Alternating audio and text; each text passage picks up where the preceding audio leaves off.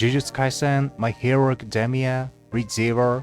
Have you ever wondered why so many Japanese anime are either about being reborn in another world or about teenagers in high school? Hi everyone. Today I'd like to take a slightly different perspective on Japanese anime culture. Why are so many anime centered around isekai wars and teenage protagonists? I don't think it's just a passing trend. I believe it reflects something much deeper, the Japanese way of seeing life itself. As an ordinary Japanese person who's lived in this country for 30 years, I'd like to share what I believe these stories are really saying about us. So let's begin. Let's start with isekai, or another world stories. In most cases, the main character lives dull and disappointing life, dies unexpectedly, and wakes up in a fantasy world. Usually some medieval or RPG-like setting. The hero suddenly becomes powerful.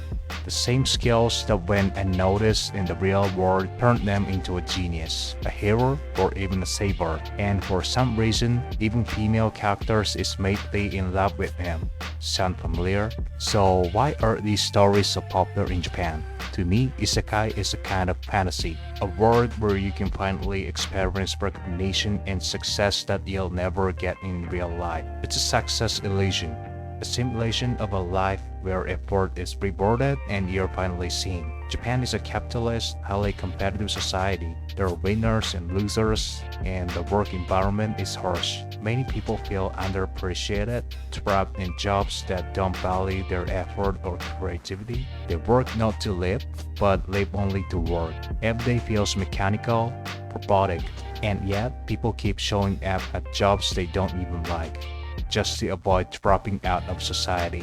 In that kind of suffocating routine, people began to dream, if only I could start over. If someone would just recognize my true potential, I'd shine.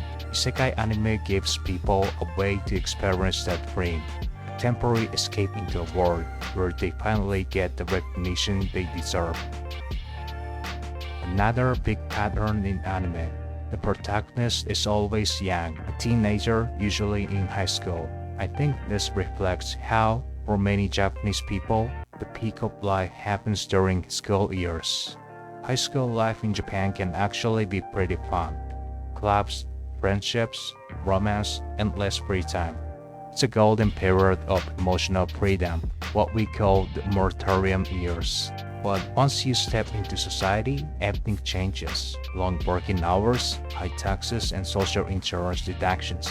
A salaries of 3 to 4 million yen a year that barely covers living costs. Luxury becomes impossible. Overseas trips? Out of the question. For many, adult life feels like epilogue of their story, a never-ending postscript to the real thing. That's why so many anime take place in schools. They are built on nostalgia for a time that's gone forever. But it's more than nostalgia. In Japan, the idea that adulthood equals to freedom and joy barely exists. So when creators imagine exciting stories, they naturally return to the only time in life that felt free, their school years. Anime schools are more perfect than real ones. Friendship, love, adventure, everything sparkles. And that's because real adult life feels so colorless in comparison. We should also remember the nature of anime itself. Each episode is around 25 minutes, short, easy to watch, and not too demanding. You can watch it when you're tired, when you just want to escape the reality for a bit.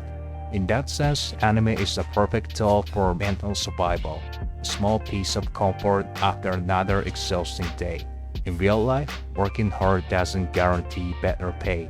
Many suffer under toxic bosses and workplace abuse. So people turn to anime because, at least in fiction, things make sense. Effort leads to reward, good people are recognized, and life feels meaningful again, even if just for a moment. That's why isekai and school life anime are so popular. They are not just entertainment. They're a mirror of Japan's quiet despair. For many people, the peak of life was their teenage years. Everything after that feels like a slow decline, game already decided. But maybe it doesn't have to be that way.